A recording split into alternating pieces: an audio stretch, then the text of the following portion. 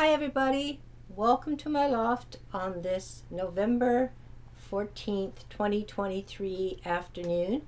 It is just coming up to 2 o'clock, and you may have to forgive me here because I've been sneezing a little bit and I don't particularly want to have to do that on the screen here.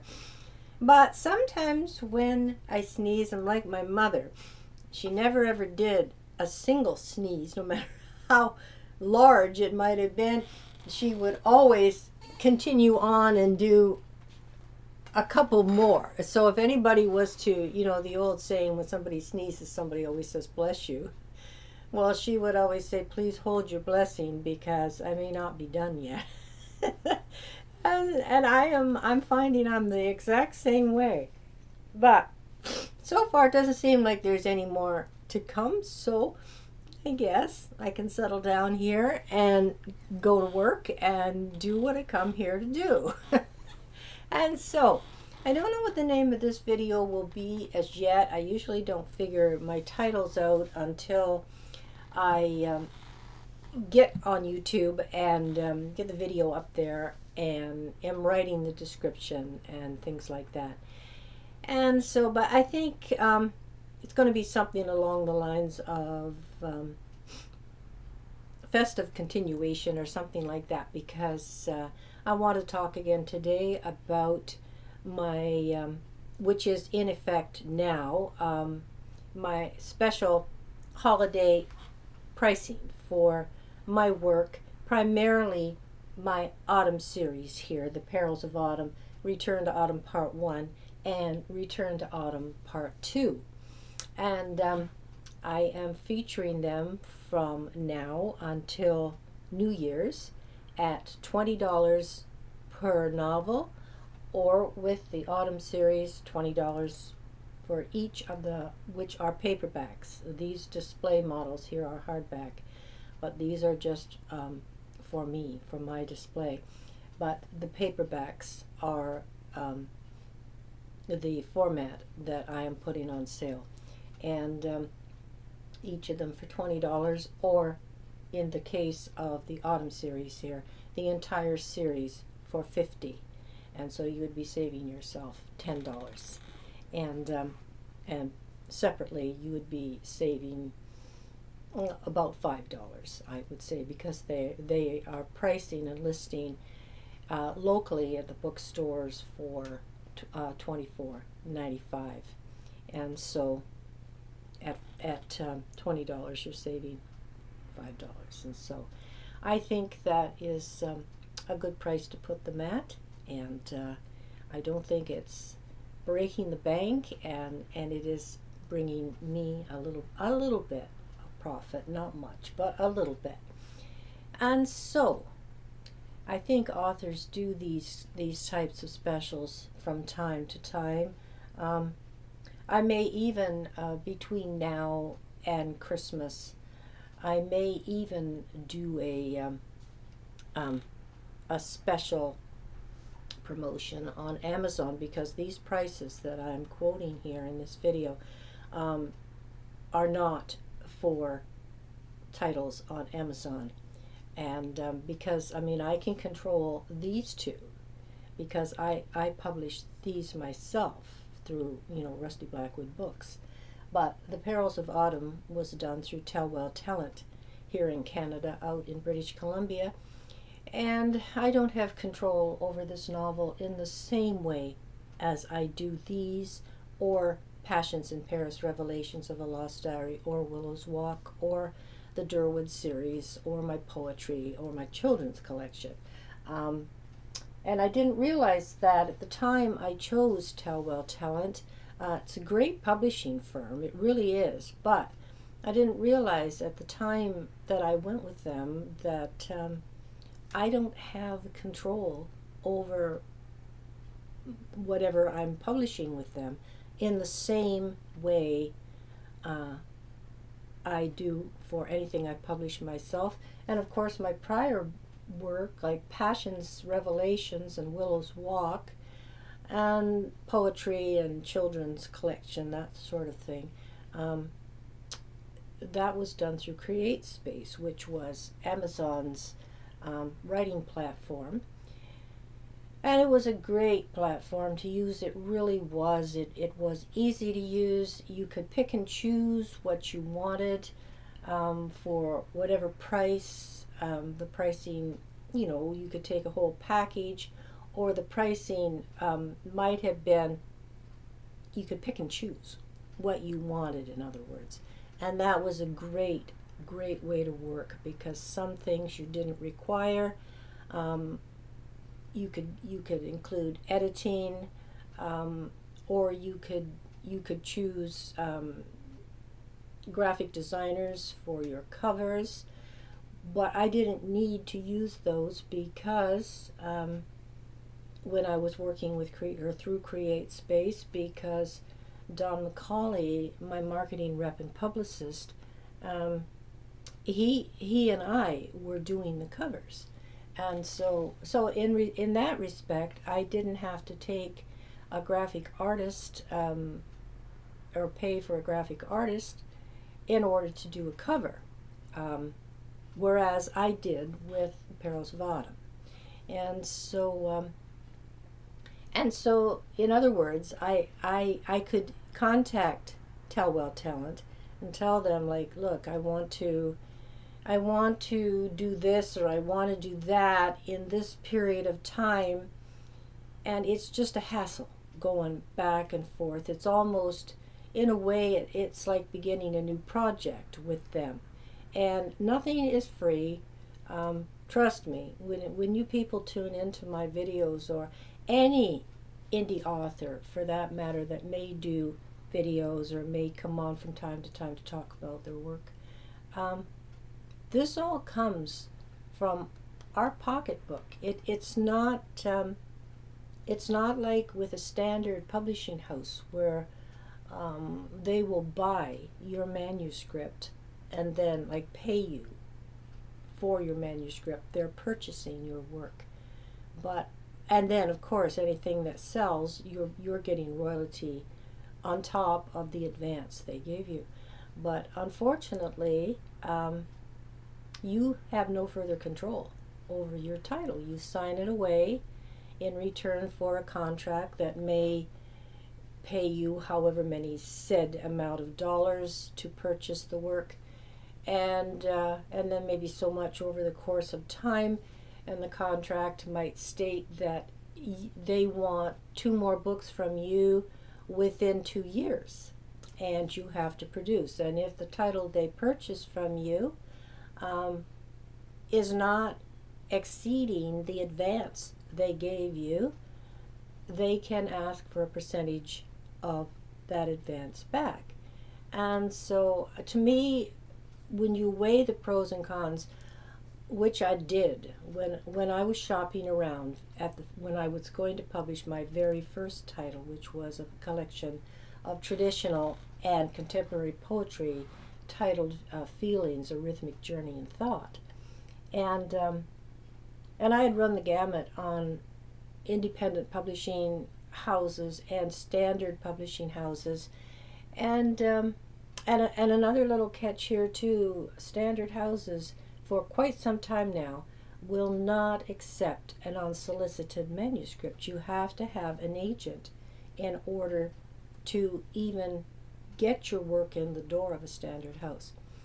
Whereas years ago, you didn't have to. You could just, polish up your work, write your cover letter, and then send it off to however many publishing houses you wanted to, and wait. There was the waiting game. There was no set time. There was no promise that an editor would even look at your manuscript. So you were really running a chance there. So then it got so that they would no longer accept manuscripts submitted that way. It had to be through an agent. And of course, an agent takes 10% of what your work, if they can sell your work to the house, and if they can, then they take 10% of what the house pays the author to purchase the work. And then they're done. But I mean, they represent up teen authors. It's not just one exclusive author. And so, and I did that for a while. I submitted my work to different agents, and I had a lot of good feedback on it, and saying, very good work, whatever. But I can't accept. I'm loaded too much at this time. Try later, or not my genre, or whatever. Needless to say, I never engaged an agent, and so I represented myself until I met Don McCauley, and who then took over that part of it for me. And so, and today, Don's not even doing all that much with me. I'm primarily representing myself, and of course my videos that are on YouTube are represented by my dear Usha. I can't pronounce his last name. He is East Indian, from India, and he does an excellent job of promoting my videos on YouTube here and around the entire world. And so, again, thank you, Usha. Please continue to do your magic, because up until I connected with you, I was just, struggling away with very few subscribers, and always trying to encourage people, please subscribe to me. And, that it was just the way it was.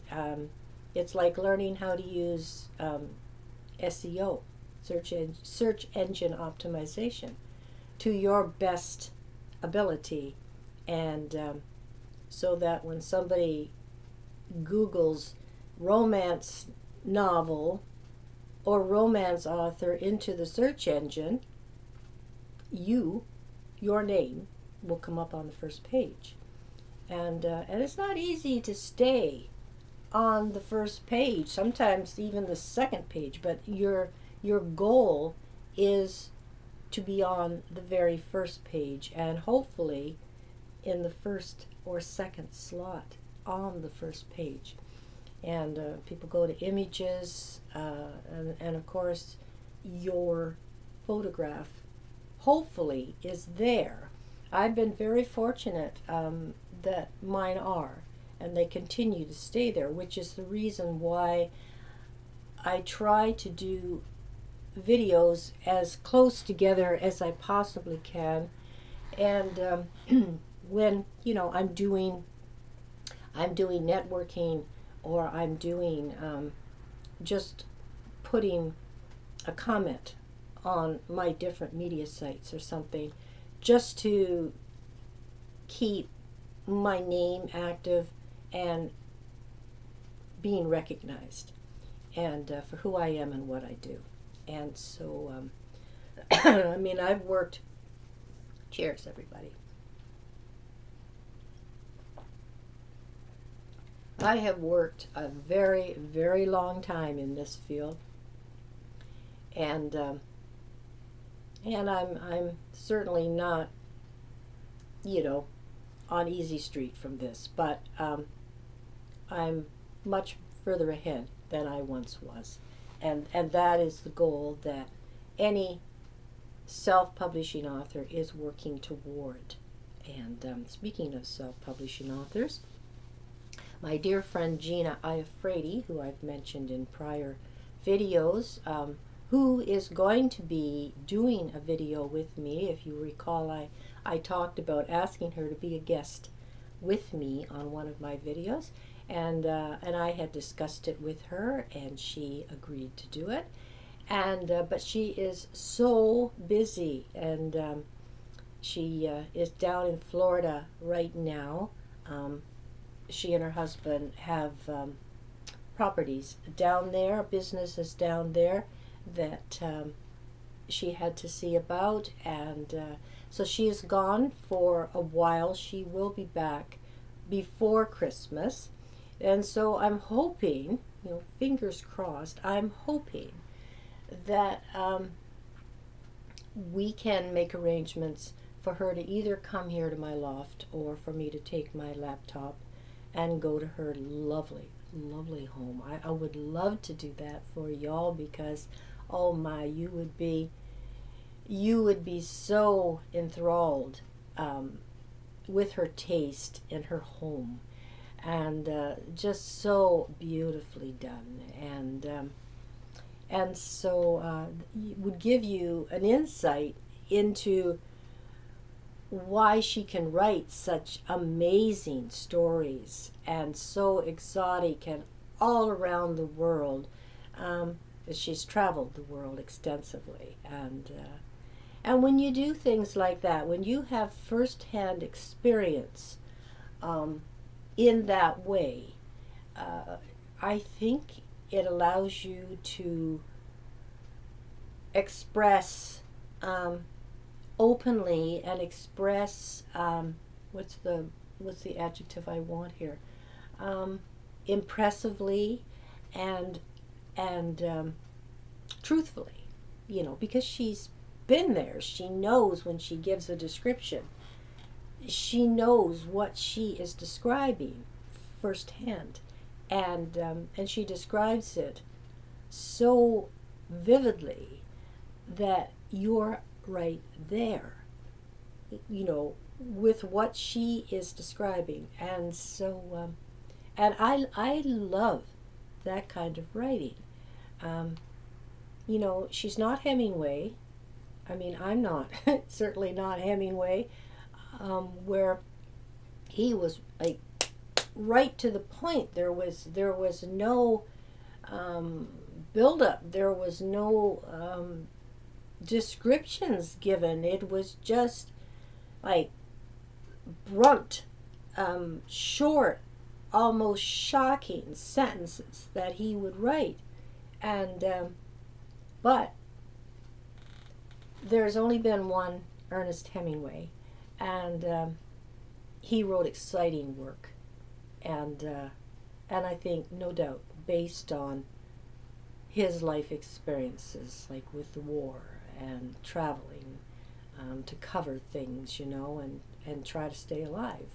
So maybe that is a lot to do with why he wrote the way he did, short and sweet and to the point, I guess, because maybe he just didn't have time to think up a more descriptive way of saying what it is he's talking about.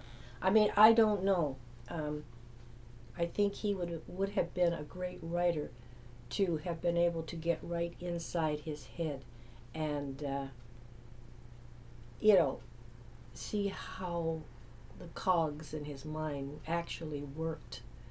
And the same with Stephen King. There again, an exceptionally good writer, did use a lot of adjectives and descriptions in his writing. And his endings were, I like to say, Hitchcockian. Like Hitchcock would leave a movie to the viewer's discretion as to what do you think happened, or what would be your view or your take on the way it ended, or what was happening. Was it really happening, what is being shown to you? Or is there something unforeseen, something that may be in the shadows, or something that's not front and center before the camera that is contributing to the way his movies are ending and can leave you just hanging, like Psycho. It was one of his most famous titles. And I mean, he was alive. He was in a hospital room, and with the giving you the idea he was never going to get out of there. But who's to say he was never going to get out of there, or he never did get out of there? you know, it was very unlikely that he ever would. But who's to say that Norman Bates did not continue? Somehow he got out, he escaped, he did whatever, and everything could have happened again. The television series of Bates Motel, fabulous series. I was just glued to the screen. It was acted so extremely well. And of course, it was based on Psycho.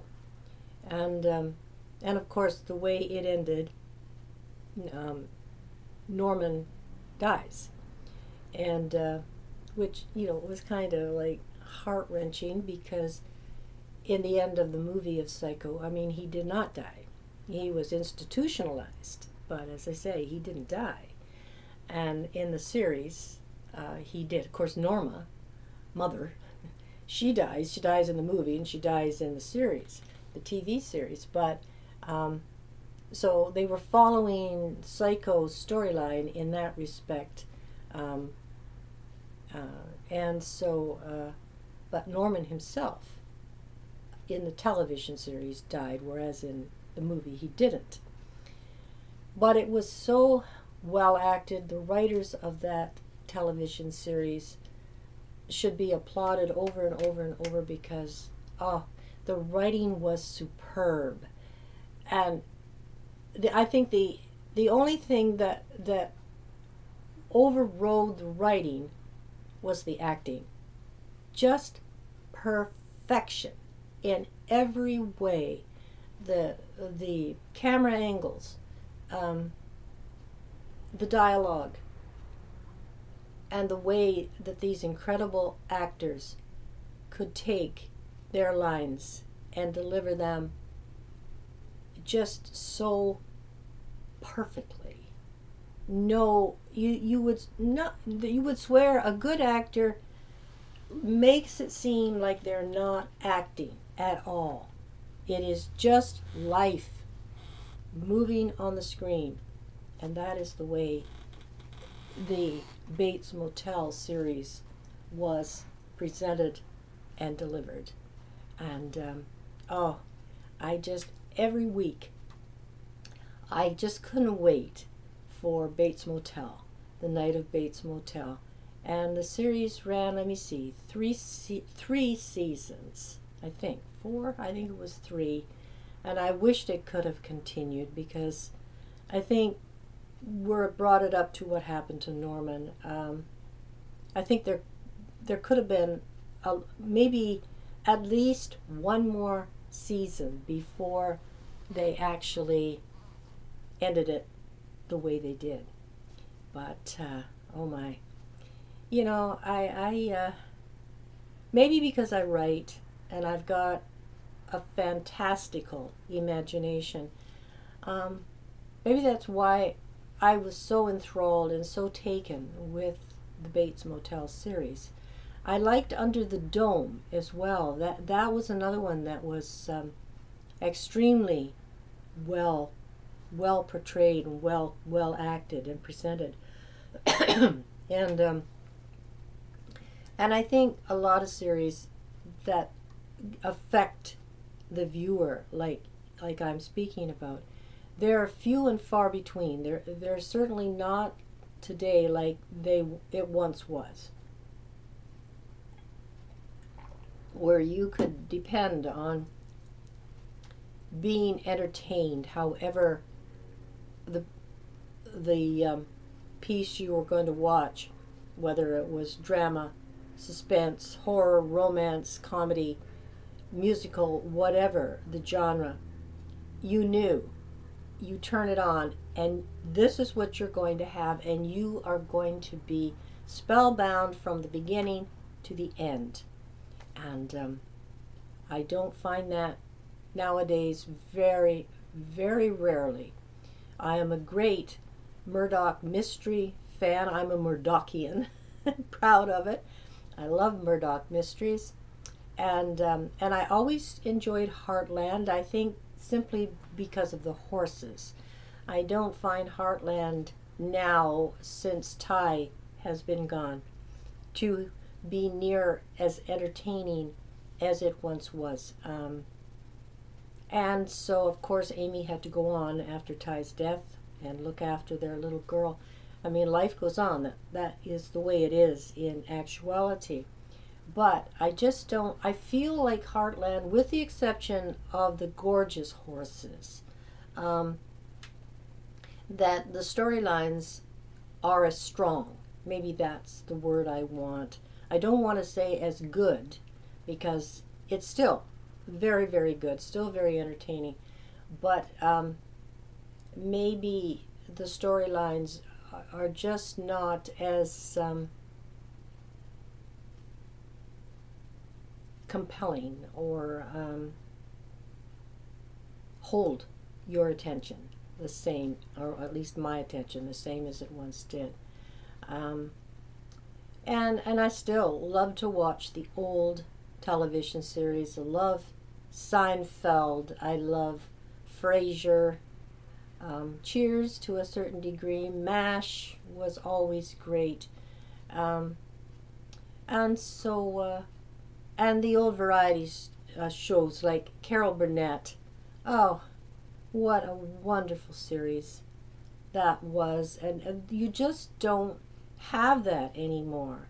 And it, to me, it's a bloody shame, because you never had to be afraid that your children were going to see something they should not see, or hidden messages in everything that to try to hook a kid,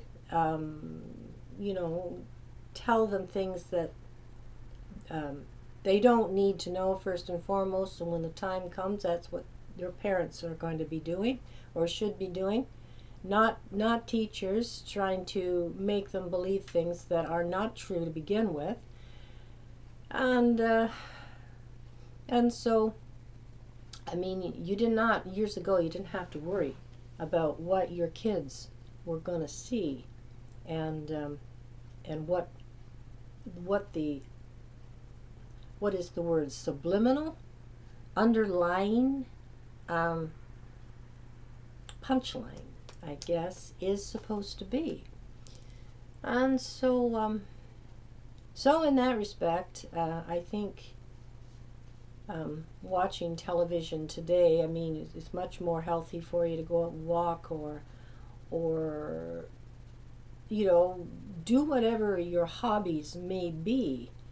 But then again, if you choose to watch television for whatever period of time you want to watch it for, I do feel you should be able to find decent entertainment and things that you like. And so I'm coming up to the 30-minute mark. My video today is a little bit longer than the last couple have been, so I'm going to leave it at this. Please, again, consider the special pricing that I have on all of my work, but especially my autumn series, at $20 a piece, or the entire series of 3 for $50. And I think you will not be disappointed in the journey and the ride you're going to take from the beginning through to the end. And I'll be back in my next video. I want to talk a little bit more now about Before the Grandeur, The Making of a Horsemaster, which is the prequel to the series. And I'm still gaining my research, doing my research and getting things together to continue on. And that's kind of slow, because I haven't been able to give a lot of time to my research, but as much as I normally do. But I am managing to get my research done. And once I get everything together, then I can really sit down and start to write the actual novel. And so, I hope the rest of your afternoon is great, wherever you are. If it's still morning for you, I hope that you're going to have a fantastic day. And if you're in nighttime, I hope you have a very peaceful night. So, I ask that you like this video. Please share this video on if you would. and comment it if you would kindly be so kind, and continue to subscribe to my YouTube channel. Thank you so much to all of you who have. So God's blessings to each of you, and I'll be back soon with a new video. Peace out, everybody. Have a good one. Bye for now.